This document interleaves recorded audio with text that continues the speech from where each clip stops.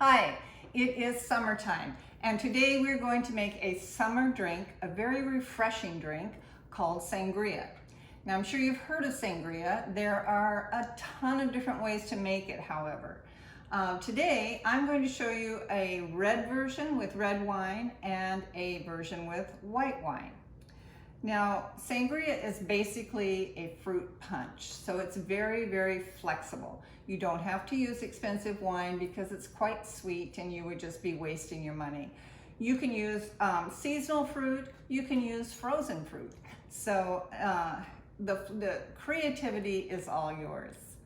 The Spaniards lay claim to sangria. However, when we were in Spain, we didn't see very many Spaniards drinking sangria. It was mostly the tourists. We did have sangria there, and mostly what we saw in southern Spain anyway was the locals would drink something called tinto de verano, and it was basically wine with some kind of lemon soda, and the lemon soda could vary. But we're gonna go with believing that it is a Spanish, that the Spaniards invented sangria, and we're going to go with the kind of the classic. So let's start with the red. I'm Dorothy, by the way, and we are going to use some of my shrub syrups as the sweetener. So we're gonna start with the red wine. Sangria is easy, it's inexpensive, and it works wonderfully for a crowd because people love it and you can make it in advance. What more could you ask for? Okay, let's get started. Okay, the first step is to prep the fruit.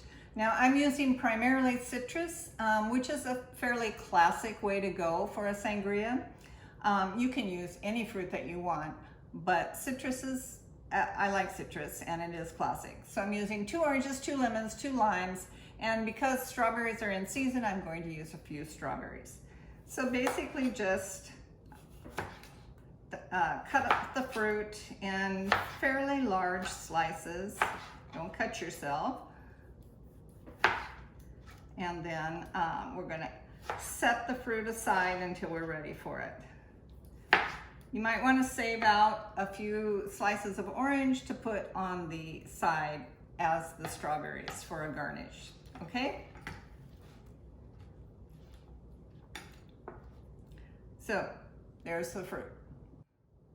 Okay, the next step is to add everything to the pitcher. Now, this pitcher will hold a full 2 liters. So I am first going to pour in the wine, then I'm going to add brandy, triple sec, and a sweetener.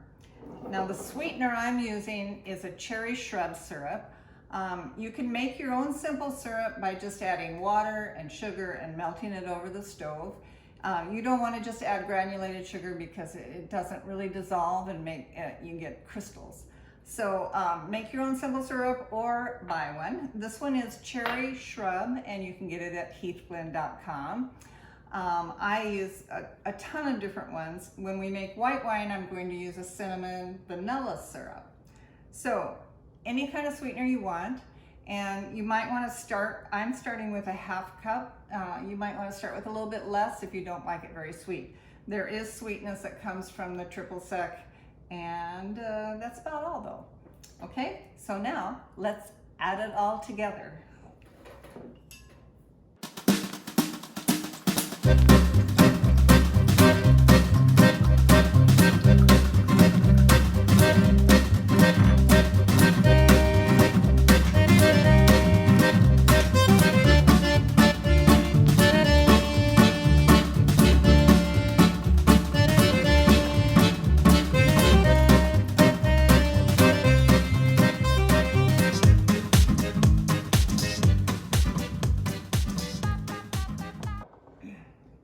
Okay, so we've added the triple sec, the brandy, the wine, the sweetener, and the fruit.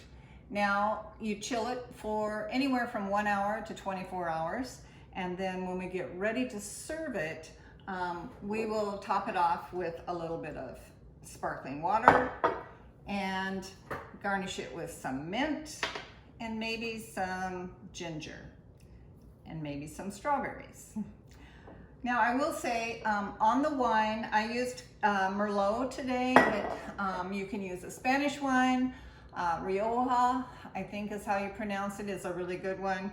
A Pinot Noir. I used something with berry undertones because I wanted to use the cherry shrub syrup as the sweetener. The sweetener you can get, you can make your own. Sugar, granulated sugar, water, dissolve it over the heat and pour it in. Or you can get a shrub syrup or a simple syrup that you order online. And you can get ours from heathglen.com. So cherry syrup today, the wine, the brandy is kind of a classic. The sweetener, you can add less sweetener. I added a half cup. You can make it as sweet as you'd like.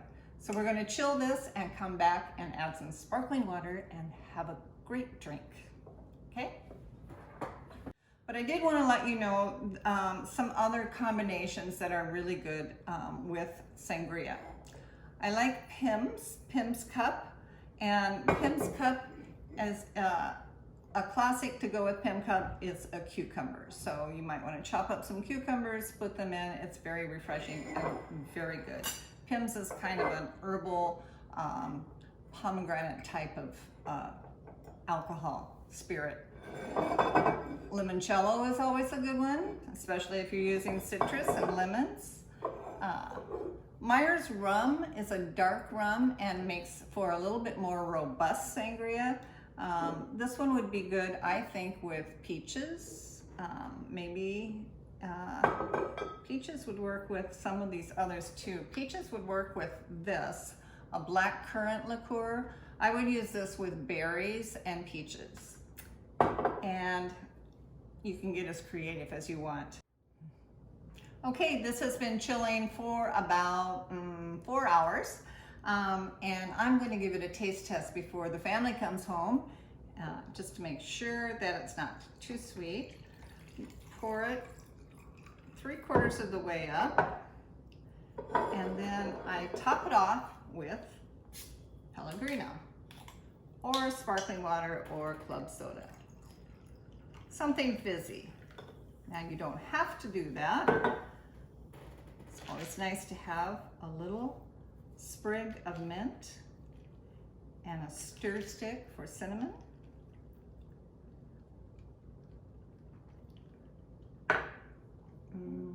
That is perfect for me. Now some people might like this a little sweeter, and the more it melts, the more citrus flavor you're going to get. Perfect summer drink. Okay, for the white sangria, basically you would use white wine instead of red wine. This is a Pinot Grigio, which I love.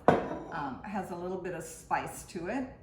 And with the white wine, I am going to use Pim's Cup instead of brandy.